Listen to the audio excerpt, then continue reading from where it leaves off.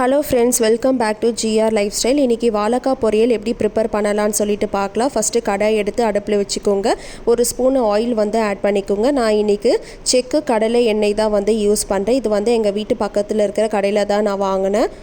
இப்போ இதில் நான் ஒரு ஸ்பூன் ஆயில் ஆட் பண்ணிவிட்டேன். நீங்கள் நல்லெண்ணெய் இருந்தால் அது கூட நீங்கள் தாராளமாக யூஸ் பண்ணிக்கலாம். இது ஒரு 2 நிமிஷம் நல்லா உங்களுக்கு காயணும். இப்போ எண்ணெய் காஞ்சதுக்கு அப்புறமா ஒரு ஸ்பூன் கடுகு ஆட் பண்ணிக்கோங்க. இப்போ கடுகு பாருங்கள் எண்ணெயில் எப்படி நம்மளுக்கு அது பொரியுது. இப்போது கொஞ்சமாக அரை ஸ்பூன் சீரகத்தூள் ஆட் பண்ணிக்கோங்க.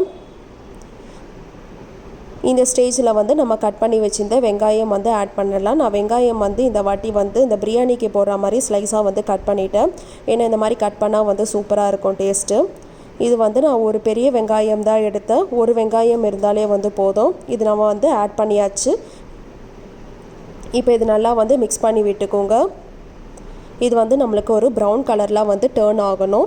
ஸோ அது வரைக்கும் நம்ம வெயிட் பண்ணணும். ஜஸ்ட் ஒரு 2 to 3 மினிட்ஸ் நீங்கள் வெயிட் பண்ணால் போதும். நல்லா மிக்ஸ் பண்ணிக்கோங்க. இப்போ நம்மளுக்கு 3 நிமிஷம் ஆயிடுச்சு. இந்த டைமில் 4 பூண்டு நசுக்கி வச்சுக்கோங்க. அது இதில் ஆட் பண்ணிக்கலாம். இப்போ நம்ம தக்காளி ஆட் பண்ணிக்கலாம். தக்காளி 2 சின்ன தக்காளி நான் ஆட் பண்ணேன். தக்காளி விதை எல்லாமே நான் எடுத்துகிட்டு தான் எப்போவுமே நான் குக் பண்ணுவேன். இப்போ கிளி வச்சுருந்தா கருவேப்பிலை ஆட் பண்ணிக்கோங்க. கருவேப்பிலை நீங்கள் ஸ்டார்டிங்லேயே ஆட் பண்ணிக்கலாம். கொத்தமல்லி மட்டும் தான் லாஸ்ட்டாக ஃபினிஷ் பண்ணினுமே நம்ம ஆட் பண்ணால் டேஸ்ட்டு நல்லாயிருக்கும். இப்போ நம்ம இந்த ஸ்டேஜில் வாழைக்காய் நம்ம ஆட் பண்ணிக்கலாம். வாழைக்காய் பார்த்திங்கன்னா 2 சின்ன வாழைக்காய் தான் நான் கட் பண்ணி தண்ணியில் ஆல்ரெடி நான் வச்சுட்டேன். இப்போ அந்த வாழைக்காய் தான் நான் ஆட் பண்ணுறேன். நம்ம எப்போவுமே தண்ணி எடுத்துகிட்டு தான் நம்ம ஆட் பண்ணணும். இப்போ நல்லா மிக்ஸ் பண்ணி விட்டுக்கோங்க. யூஸ்வலாக நம்ம வாழைக்காய் பொரியல்தான் பார்த்திங்கன்னா வீட்டில் சாமி கும்பிடுவோம். தான் நம்ம ஸ்பெஷலாக நம்ம பண்ணுவோம். நீங்கள் இந்த ரெசிப்பியை அந்த டைமில் நீங்கள் யூஸ் பண்ணிக்கலாம். சூப்பராக இருக்கும். இப்போ இந்த ஸ்டேஜில் தேவையான அளவு உப்பு ஆட் பண்ணிக்கோங்க. நான் ஒரு ஸ்பூன் உப்பு நான் ஆட் பண்ணேன். எப்போவுமே ஸ்டார்டிங்லேயே நம்ம உப்பு நிறைய ஆட் பண்ணிடக்கூடாது. ஃபைனலாக நம்ம டேஸ்ட் பண்ணி பார்த்துட்டு தான் நம்ம உப்பு ஆட் பண்ணணும். இப்போ நம்ம இந்த ஸ்டேஜில் மிளகாய் தூள் ஆட் பண்ணிடலாம். நான் ஒரு ஸ்பூன் மிளகாய் தூள் போட்டேன். இது பொரியல் தான், அதனால் ஒரு ஸ்பூன் போட்டாலே போதும். இதே கார குழம்புக்கு தான் 2-3 ஸ்பூன் நம்ம ஆட் பண்ணணும். இப்போ நல்லா மிக்ஸ் பண்ணிக்கோங்க. எப்போவுமே ஸ்டார்டிங்லேயே நம்ம தண்ணீராக எதுவுமே ஆட் பண்ணக்கூடாது. ஏன்னா அந்த மசாலாலே நம்ம ஃப்ரை பண்ணணும். அப்போ தான் அந்த டேஸ்ட்டு ஃபுல்லாக அந்த வாழைக்காயில் அந்த மசாலா ஸ்மெல் உங்களுக்கு வரும். நல்லா மிக்ஸ் பண்ணிக்கோங்க. இப்போ இந்த ஸ்டேஜில் நம்ம கொஞ்சமாக தண்ணி ஆட் பண்ணிக்கலாம். தண்ணி நிறைய ஆட் பண்ணாதீங்க. தேவையான அளவு தண்ணி ஆட் பண்ணால் போதும். இந்தளவுக்கு நீங்கள் தண்ணி ஆட் பண்ணாலே போதும். நல்லா மிக்ஸ் பண்ணிக்கோங்க.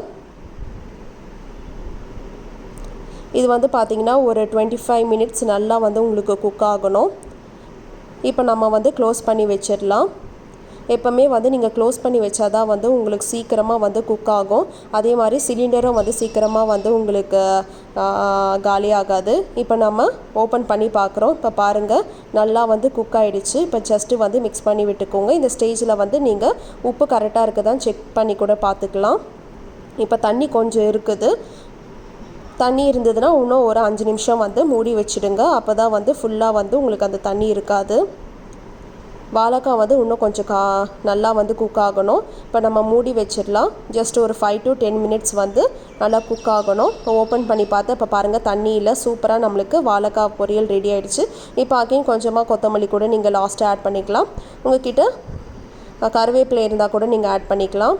அவ்வளோதான், சூப்பரான வாழைக்காய் பொரியல் நம்மளுக்கு ரெடி ஆகிடுச்சு. என்னோடய சேனல் சப்ஸ்கிரைப் பண்ணிக்கோங்க. அப்போ தான் இந்த மாதிரி நிறைய வீடியோஸ்லாம் உங்களால் பார்க்க முடியும். Hair care, skin care, product review and cooking எல்லாமே உங்களால் பார்க்க முடியும்.